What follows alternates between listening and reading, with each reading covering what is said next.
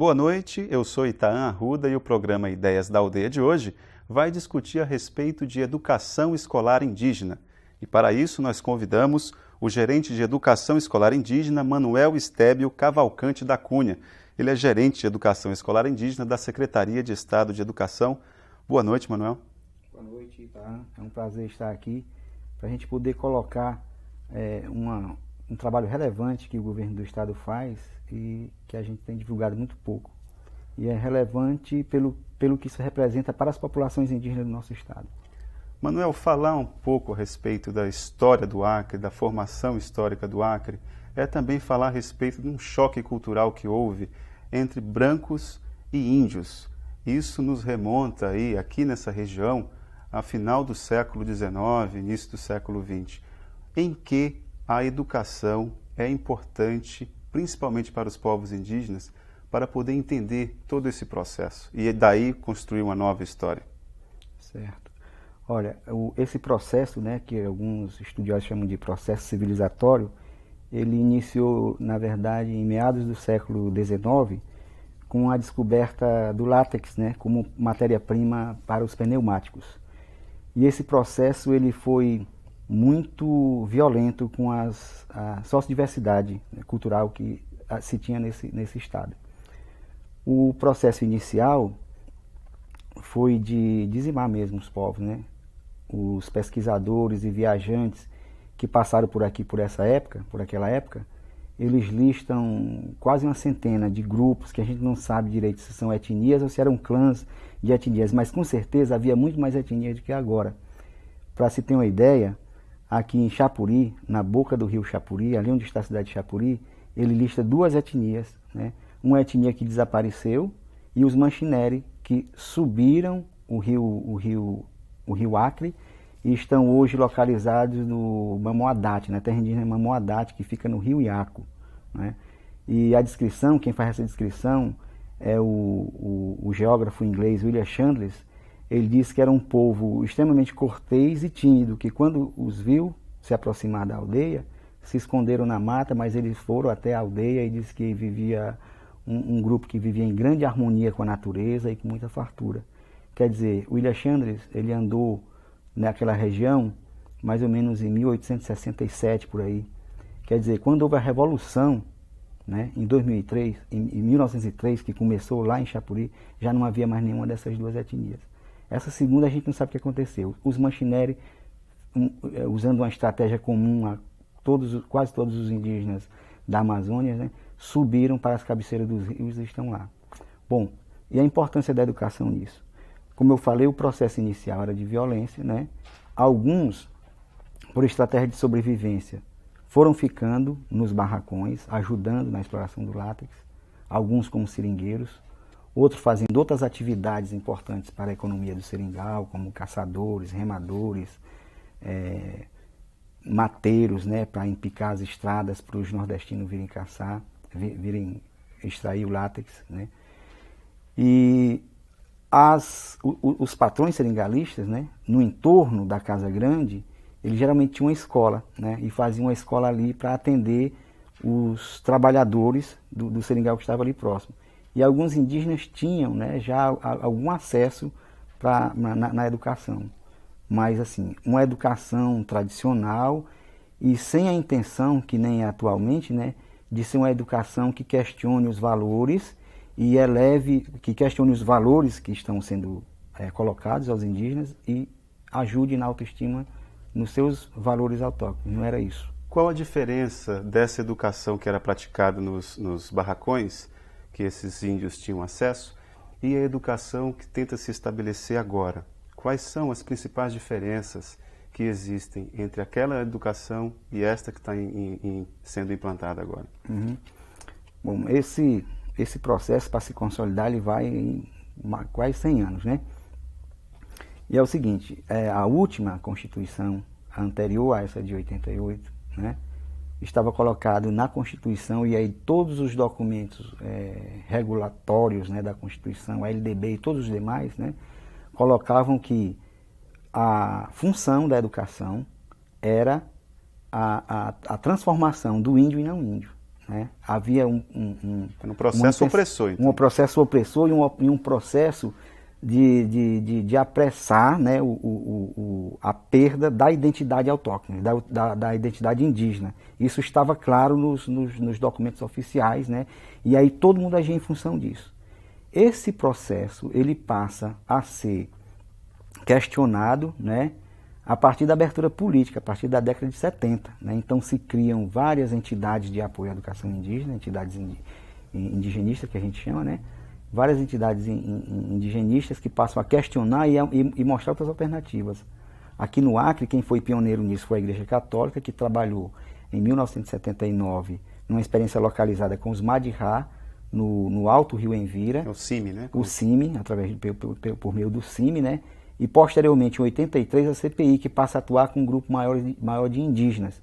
E esse trabalho da CPI é muito importante, porque muitas das coisas que foram produzidas pela CPI, né, pelos técnicos da CPI, pelos consultores e pelos professores indígenas daqui, né, muitas dessas coisas foram aproveitadas, né, na década de 90 para a construção do referencial escolar das escolas indígenas. Manuel, qual é a diferença fundamental que existe do trabalho desenvolvido por ONGs como a CPI, o Conselho Indigenista Missionário, o CTA? Qual a diferença que existe entre o trabalho deles e o trabalho desenvolvido pela Secretaria de Estado de Educação? Ou não há diferença? Há ajuda? Como é que isso se consolida? Como é que isso se estabelece? Tá. Então, eles surgem, né? Eles surgem no momento em que o Estado é completamente omisso, né? Então, eles apresentam alternativas, né? Mas a CPI está desde 83, né?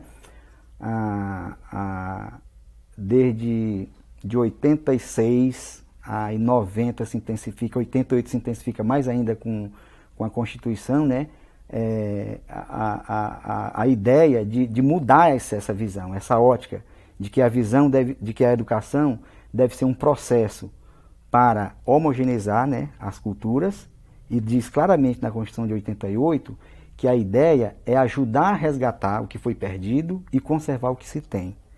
Bom, aí nesse processo as ONGs fazem isso. O governo, até 99, não fazia isso. Nós, quando assumimos em 99, fizemos uma parceria com a CPI, adotamos o programa da CPI, mas acontece o seguinte: a CPI e as demais ONGs, né, por elas não ter essa atribuição e não terem como atuar na escala demandada, né, eles trabalham com universos menores. Né? O Estado, no nosso caso, a gente trabalha com o universo todo, mas a gente tenta, né, e acho que a gente está conseguindo, trabalhar nos moldes, né, que as ONGs têm trabalhado, no sentido de garantir essa autonomia que a própria Constituição coloca. Né? O exemplo disso é que a CPI trabalha, por exemplo, com a produção de materiais específicos. A gente trabalha com a produção de material específico, né? Material que os professores mesmo produzem, desde da criação dos textos, né? Os textos escritos até os desenhos. Né? Manuel, então, aqui no Acre, falar em educação indígena como um instrumento libertador, primeiramente foi uma função das organizações não governamentais e não do Estado, é isso? Isso, exatamente. Até 99, para você ter ideia, a escala que o Estado assumia era muito pequena. Né? O Estado tinha em torno de 30 e poucas escolas somente. Né? Nós passamos agora, deixa eu pegar o dado concreto que me foge à memória nesse momento, mas vale a pena ver assim, a evolução que a gente tem nesse aspecto. Né? A gente partiu, né, de 57 escolas em 99 para atualmente 93. Né? Isso é um aumento, é um atendimento, né? A gente expandiu o atendimento da demanda em 63,16%. Quer dizer, um aumento muito grande. Isso em termos de aluno, né? Em 2003, o Estado atendeu uma fração muito pequena. Em 2003, em 99, né? Quando a gente, 1.600 alunos, não é isso? Não, olha só. Em 1999 foi quando a gente assumiu, e a matrícula era de 88, né, que era como o Estado estava organizado e estava atendendo. Havia 57 escolas estaduais, certo? Essas 57 escolas estaduais atenderam 862 alunos. Né? Atualmente, a gente tem escolas estaduais, a gente tem 57, certo? A gente tem 57. E a gente atendeu, no ano de 2004, né, 3.089 alunos. Quer dizer, isso é um aumento de escala significativo, né? E o que é mais interessante é o seguinte, é que em 99 não havia uma equipe de referência na Secretaria de Estado. Hoje tem. Havia uma pessoa, né? Mas ela não podia fazer as coisas todas que demandava, porque assim, uma das características das populações indígenas é a dispersão, né? Então há que se ter condições para trabalhar nessa dispersão, né? Manuel, até 1999, o governo do estado do Acre tratava a educação indígena como se fosse uma especificidade da educação rural, do ensino rural. Qual o perigo disso? E outra coisa, esse trabalho desenvolvido pelas organizações não governamentais e também em parceria com a Secretaria de Estado de Educação, quem fiscaliza esse trabalho? Como garantir que a educação indígena também tem qualidade? Uhum. Bom, até 99, na verdade, assim, a educação indígena estava, essa pessoa que tinha, né, responsável pela educação indígena, ela estava dentro da educação rural, né? Mas mesmo a educação rural também tinha deficiência no atendimento, então você imagina, né? Com a criação da gerência de educação, vai evoluindo, né? Porque como não tinha nenhuma memória dentro da secretaria de como que era aquilo, a gente nem sabia como fazer. Então 99 foi um ano assim para a gente diagnosticar e a gente começou a trabalhar mesmo no primeiro curso em 2000, né? E aí também vai tendo um aumento, né? A gente tinha X de professores, hoje a gente tem 263 professores, né? E esses professores atendiam o primeiro segmento do ensino fundamental, que é a primeira e quarta série. Em 2004, a gente atendeu quinta a oitava, a gente implantou, já em 2001, a gente começou a trabalhar com o segundo segmento do ensino fundamental, que é de quinta a oitava, né? Porque com o trabalho regular de 2000, 99, 2000 e os índices sentindo segurança, né? Então isso conseguiu melhorar, né? Isso conseguiu melhorar. E a gente atendeu no ano passado uma demanda também em ensino médio, pela primeira vez, com escola, com educação indígena, do jeito que está colocado na lei. E aí eu não falo lei para a questão do legalismo não, só, embora como representante público do Estado, né, eu tenho que fazer essa defesa. Mas é porque o que está na lei, que nem eu falei anteriormente, é muito avançado e tem muito da contribuição desse movimento que partiu das ONGs. Como é que a gente sabe que o trabalho, né, que o Estado e que as ONGs estão fazendo tem qualidade, tem consistência e tal? A questão do controle social, né? Bom, os professores indígenas têm organizações específicas de professores indígenas. Tem a OPIAC, né? Que a OPIAC, de certa forma, ela acompanha os trabalhos da Secretaria. A OPIAC é a Associação? A OPIAC é a Organização dos Professores Indígenas do Acre. A OPIAC acompanha, né, os trabalhos que a Secretaria de Estado realiza, que a CPI realiza, que outras entidades realizam, né? E aí, assim, quando há crítica, eles conversam com a gente, conversam com a CPI e a gente tenta, então, trabalhar de acordo com as observações que eles fazem, se a gente estiver falhando em alguma coisa. Manuel, qual é o perfil adequado para o professor indígena? Quando você fala assim, o professor indígena, nós estamos falando de quem? Então, o professor indígena, do jeito que está colocado na lei, a resolução número 3 de 99, que é de quando a gente entrou, né? Ele coloca o seguinte: o professor indígena deve ser preferencialmente um indígena da própria etnia. Isso significa o seguinte, que numa aldeia Kaxinawá, que reivindica uma escola, o professor tem que ser preferencialmente um indígena da etnia Kaxinawá. Mas tem casos que às vezes não tem. Com o Kaxinawá é mais difícil, porque o Kaxinawá é o grupo que tem mais tempo de contato, né, com a nossa sociedade.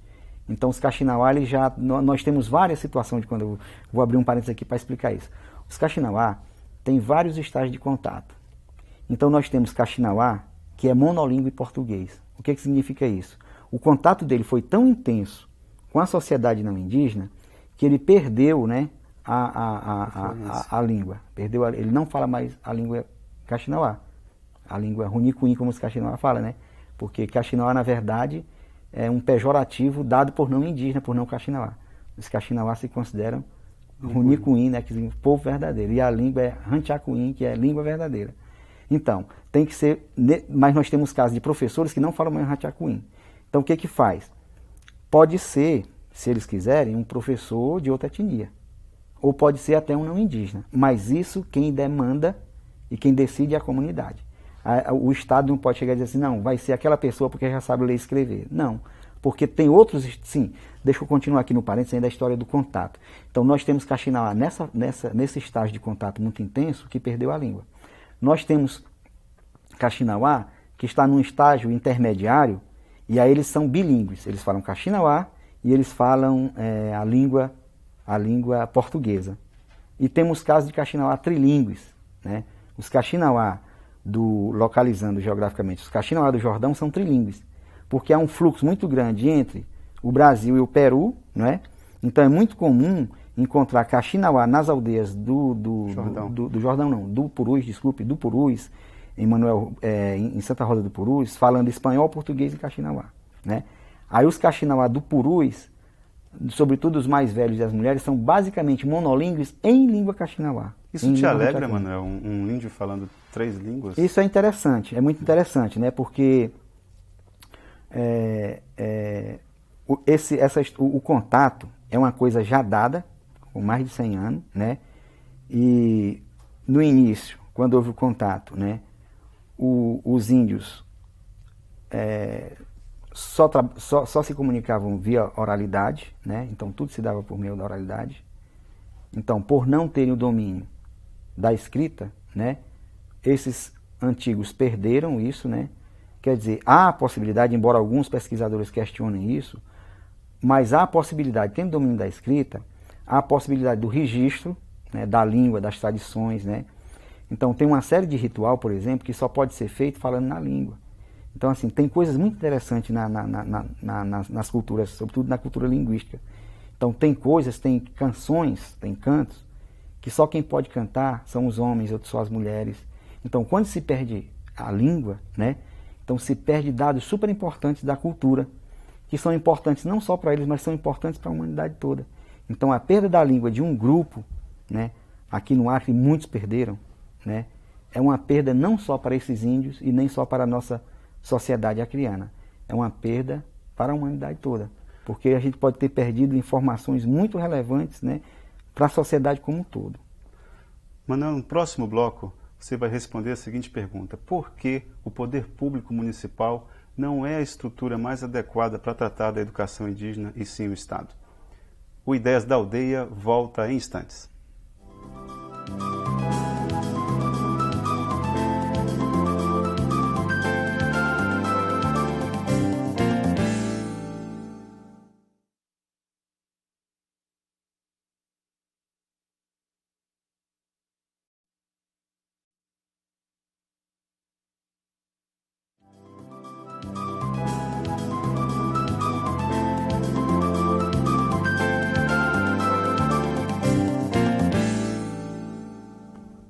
Olá, o Ideias da Aldeia volta conversando com o gerente de educação escolar indígena, Manuel Estébio Cavalcante da Cunha.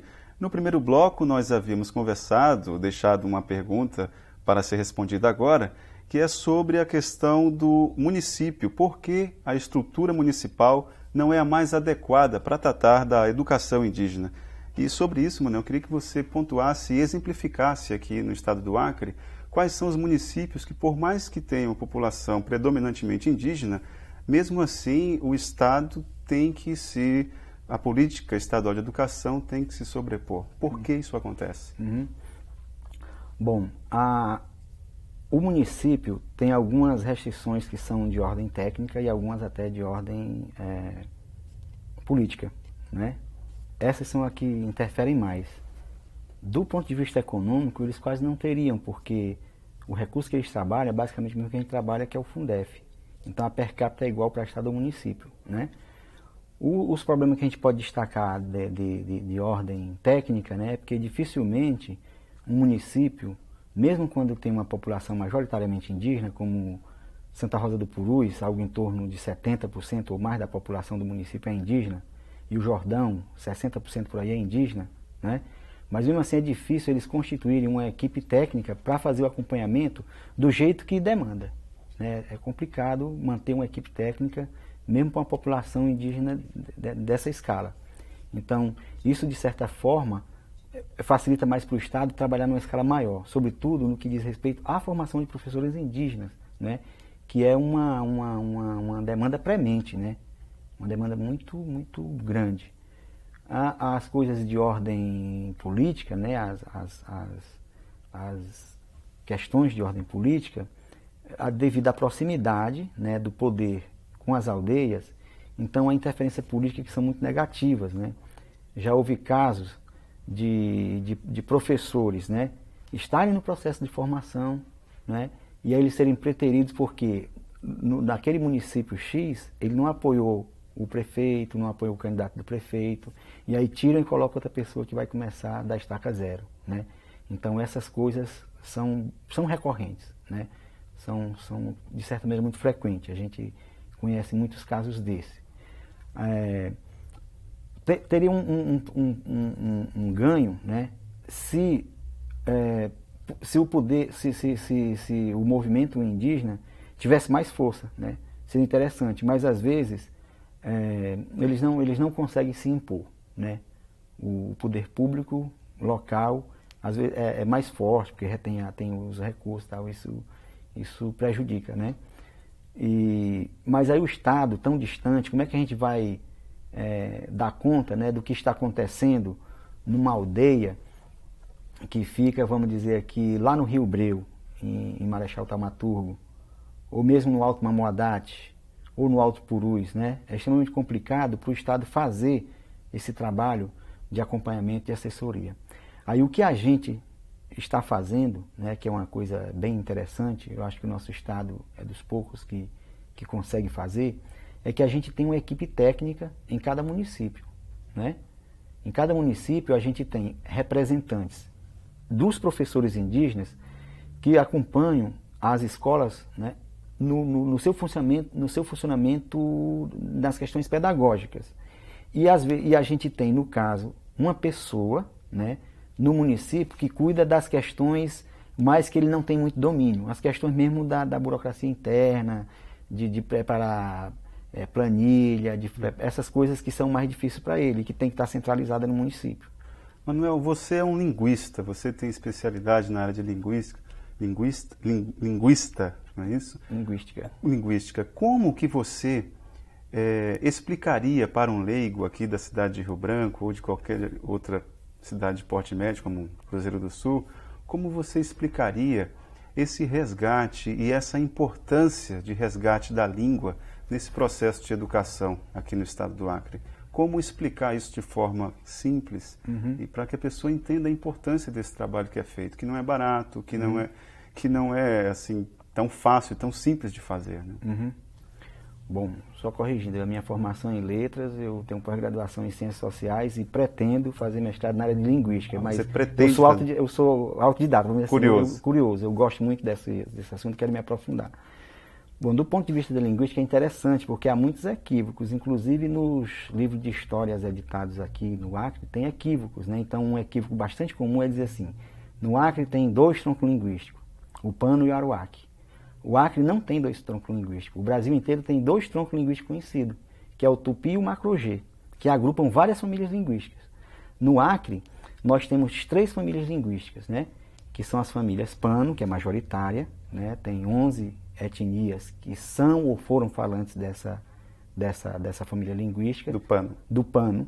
Aí temos todas as que são Nawa, né? As Kaxinawa, Yanauá, Poianaua, Xauandaua, Xanenaua, Nuquini, Auanauá, essas que têm essa terminação são da família Pano, são as majoritárias. Mas onde tem o maior número de perda também, né? Então, por exemplo, Nuquini, Poianaua, Naua, Apolimarara, Xauandaua, essas etnias, elas são todas monolíngue português, né?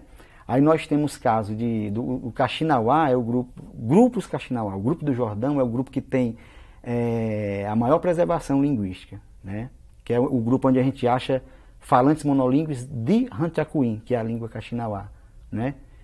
Mas aí nós vamos ter grupos, né, que estão vivendo assim um dilema, né, que eles estão no limiar entre ficarem falantes de português ou permanecerem bilíngues. Então, grupos que estão muito próximos de cidade ou que têm um contato muito intenso com a cidade. Qual o risco de uma etnia ficar falando somente a língua nativa, posso dizer assim, E quais são os riscos que ela tem do contato com outra língua? Isso é bom? Essa mistura é boa ou nem sempre ou não se estabelece assim entre bom e ruim? Não, tem que se estabelecer como bom e ruim, infelizmente. Porque é o seguinte, né, assim, a humanidade, né, ela elege uma língua de prestígio, que a gente chama, né? Então o português, mesmo o português que é ensinado para não indígena, né, é o idioma padrão que a gente chama, a língua padrão, não a língua padrão, é a modalidade padrão, mas aquele não é a língua portuguesa que todos os brasileiros falam, tá? Então, assim, há uma pressão muito grande, né, desse português padrão virar o português de todos os brasileiros que não é. Então, isso com uma língua, né, autóctone, né, com poucos falantes, é muito perigoso, porque as relações que se estabelecem entre esses falantes e a nossa sociedade é toda em português, né? A nossa sociedade é grafocêntrica, né? Então, se um indígena chegar na cidade, em qualquer local, todas as referências vão estar escritas, né? E ele... A relação com o mundo é outra. É outra, né? Então, assim, há um perigo muito grande porque, assim, o português se impõe com muita força, né?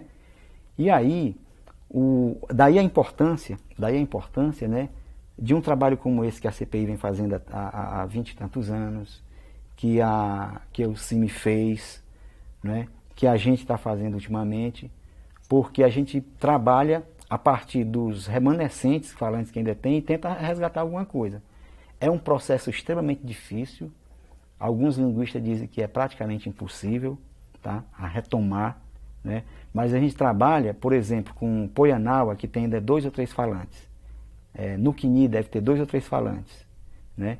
A gente trabalha o resgate para que o que se puder resgatar seja a marca de alteridade, porque as pessoas, né, os não indígenas, têm um preconceito muito grande em relação aos indígenas, então eles fazem comparações. Um exemplo, eles veem um Madirá do Rio Purus e veem um Kaxinawá, eles dizem, não, o Kaxinawá é legal porque planta, porque faz não sei o que e tal. Escreve, lê. O Madirá não, o Madirá é mais... Quer dizer, aí desse ponto não, desse ponto para a linguística, para a antropologia, não tem sociedade melhor nem pior, nem língua melhor nem pior, né? Mas do ponto de vista do que isso pode gerar, né, a hegemonia da língua portuguesa é negativo sim. Então, nesse ponto, a língua ela se estabelece como um instrumento muito opressor, né? O português. O português. Vocês, na Secretaria de Educação, elaboram cartilhas na própria língua, não é isso? Quantas cartilhas vocês já elaboraram em quanto tempo? Nós elaboramos nos 6 anos de governo, né, 7 materiais. Esse material que você vai mostrar é um material do povo Jaminawa, da etnia Jaminawa, né? O Jaminawa é interessante. Os Jaminawa são um dos povos que são mais discriminado na nossa sociedade. E o Jaminawa, em 1923, nos estudos do padre Agostinho Tastevan, ele fala o seguinte, que o povo Jaminawa era o povo, dentro daqueles grupos Nawa, o mais inteligente, foram eles que, enquanto que os outros ainda estavam trabalhando, queimando o sol, eles já usavam machado, então era um povo que era muito avançado, né, em ciência e em tecnologia, vamos dizer assim, né. O Jaminawa, esse trabalho que hoje está conhecido no Brasil inteiro, já está saindo para fora da cura pelo sapo, na verdade, é uma inovação, foi uma descoberta do Jaminawa, né. Hoje a gente vê o Jaminawa pelo lado pejorativo, porque vive na rua, não sei o quê, né, mas isso faz parte dos processos internos, né, que a gente negativou, né, o nosso contato negativou os processos internos que ele tinha. Todos os povos primitivos, e aí não vai nenhum caráter pejorativo, é primitivo no sentido de primeiro, né? Então, como eles não têm o Estado para regular as relações, as inter-relações, então eles resolvem as coisas na base da guerra. Quando todo o Estado era deles, né? Então se eles fizessem uma guerra, eles originalmente estavam no Purus, para você ter uma ideia, né? No Purus e lá no Juruá. Hoje em dia eles estão em vários locais, é o povo que está mais espalhado, igual o Kaxinawá, mais espalhado. Aí o que ocorre hoje? Eles brigam, né? Eles têm uma guerra interna por alguma questão intraétnica, né? Eles têm uma briga interna, numa Moadate, por exemplo, Então eles não têm como se mudar para mais longe, porque vai continuar perambulando por ali e tal, e pode haver um desencadeamento de outro processo guerreiro que vai, né, redundar em violência física e morte. Então eles vão saindo cada vez para mais longe. Como eles já estão em vários locais, aí ultimamente eles saem também para a cidade. Esse processo é ruim. Manuel, hoje quantos povos, quantas etnias existem no Acre que não foram feitos contatos? A gente não sabe. Ó, o Acre tem o maior número de povos que a gente chama arredio, né, sem contato. A gente não sabe quantos são. Sabe que é o maior número, né? E esses povos estão exatamente nas cabeceiras dos rios. Esses povos, eles podem ser remanescentes de algum povo daquele que a gente não sabe para onde foi, ou eles podem ser algum grupo, por exemplo, de Kaxinawá ou de Jaminawa, que ficou na mata por uma questão de estratégia, né? E que não querem mais o contato. Do ponto de vista da língua, qual o cuidado que se deve ter para que essas etnias não sejam mais oprimidas ainda nesse choque de culturas que há sempre que há o contato? Então, olha, antes, né, a FUNAI mantinha o que eles chamavam de frente de atração. Quando sabia que tinha um grupo arredio, então ia um grupo da FUNAI levando espelhinho, levando teçado, coisa da nossa civilização, né, que chamavam a atenção. Aí esses índios arredios vinham, estabeleciam o contato, a FUNAI levava sempre algum falante da língua próxima ali, né, e estabelecia o contato. Hoje em dia não é mais isso, né? O Meirelles, que é a pessoa aqui no Acre que trabalha com isso, da FUNAI, né? O Meirelles está lá no Alto Envira e agora vai abrir uma outra frente no Alto Jordão para fazer exatamente o contrário, para evitar que tantos índios que já estão familiarizados já têm contato conosco, como os não indígenas, entrem lá e causem esse tipo de prejuízo, né? Esse prejuízo linguístico é um que é muito sério, mas assim, em primeiro lugar, o mais sério nesse momento são a violência física mesmo, né? Já teve casos, né, no Jordão, né, do conhecimento público, de não indígenas que mataram índios desses sem contato. No ano passado, o governo do estado do Acre foi premiado, esteve entre os 20 prêmios de gestão pública na área foi um programa intercultural diferenciado e bilíngue de educação indígena. Uhum. Explica para a gente, dá a dimensão para a gente da importância de ter ficado entre os 20 em todo o país. Uhum. Então, na verdade, é um prêmio da Fundação Getúlio Vargas, chama Gestão Pública e Cidadania. Foram inscritos mais de 3 mil no Brasil inteiro, né? E a gente ficou entre os 20. Então, é muito importante, muito relevante para nós, né? O Acre ganhou, na verdade, em 2 modalidades, né? Entre as 6 experiências, ficou também a experiência do Antimari. Mas, voltando aqui para a da indígena, né? A gente ficou entre os 20. Isso é muito interessante porque isso gerou uma publicação da Fundação Getúlio Vargas, em parceria com o BNDES e a Fundação Ford, chamado O Brasil que Dá Certo. E nós concorremos com esse programa, que é o Programa de Formação Intercultural Diferenciada e Bilíngue, que é o nosso programa de formação de professores. E ele passou por vários processos de avaliação, né? Teve avaliação, a gente mandou material, vieram técnicos para cá, né? A gente foi para o Rio de Janeiro fazer a defesa, né? E assim, e passou pelo crivo de muita gente que conhece e que sabe ser crítico. Então, para nós é uma felicidade muito grande, né? Para a minha equipe em particular, né? E para o governo como um todo.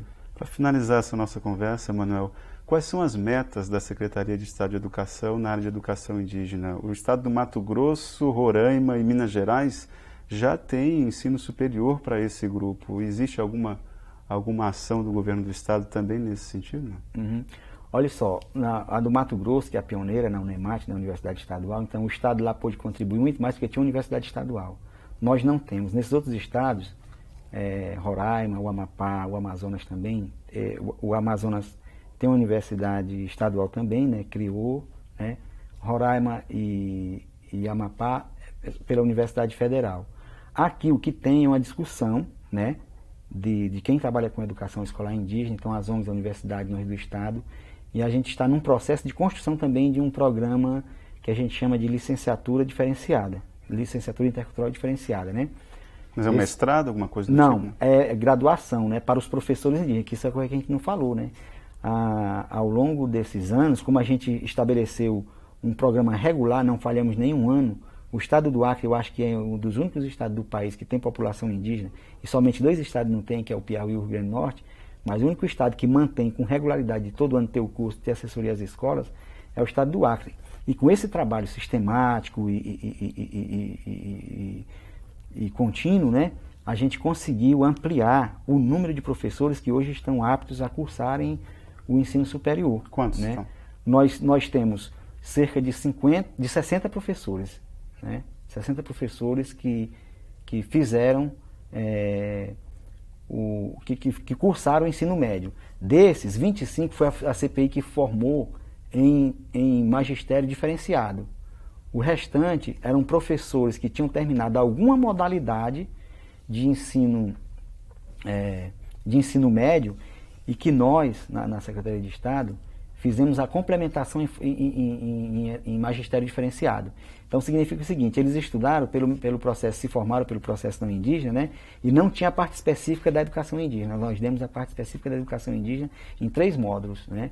E outro grupo foi nós mesmos que formamos desde 2000, né? Então, no ano passado, cerca de 11 professores tiveram terminalidade também trabalhando conosco, sendo formado pela gente, né?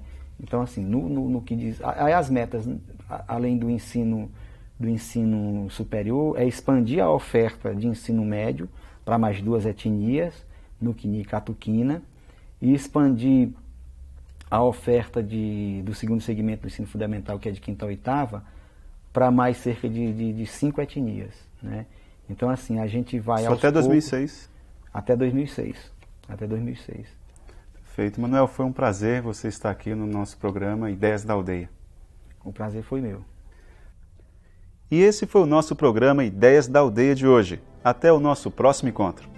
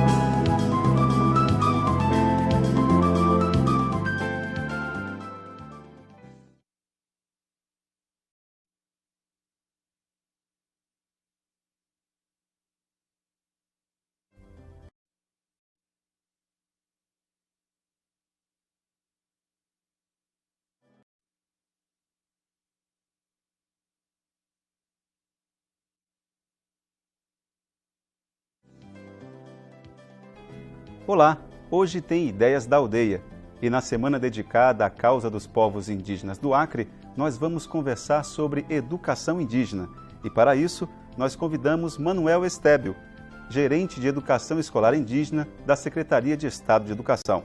É hoje, às 10 da noite. Até lá!